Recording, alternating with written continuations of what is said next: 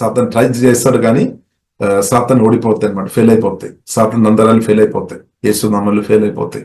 ఎందుకంటే వాక్యం మేలు ఉన్నది కాబట్టి, సత్యం మేలు ఉన్నది కాబట్టి మాత్రం సాతాను నందరం ఫెయిల్ అయిపోయింది అనమాట. లేదంటే మనం పడిపోయేది అనమాట. మనం అర్థం చేసుకోవాలి. చాలా మంది ఈ కాలంలో పడుతున్నారు. కొందరిని పడడానికి ఈవిల్స్ పెట్టి ప్రయత్నం చేస్తున్నారు. కొందరు పడడం లేదనమాట. కొందరు దాని దగ్గర వస్తేమో మరలా వారు గెలిచి వస్తున్నాయి. ఎందుకంటే సత్యం వారిలో ఉంది కాబట్టి. అందుకొరకు పిల్లలు అర్థం చేసుకోవాలి. మనం ఈ పరిశుద్ధ గ్రంథాన్ని చదువుతున్నా కదా, వాక్యాలు నేర్చుకోవడం కదా, అది మనకు చాలా మేలు చేస్తుంది అనమాట. చాలా చాలా చాలా అంటే చాలా చాలా మేలు. పరిశుద్ధ గ్రంథం ప్రార్థనపూర్వక పరిశుద్ధాత్మలో ఆధారపడి భుజిస్తున్న వారి జీవితంలో వాక్యం ద్వారా దేవుడు ఎన్నో మేలు ఇప్పుడు దాకా దేవుడు చేస్తారు, ఇంకా కూడా చేస్తారనమాట.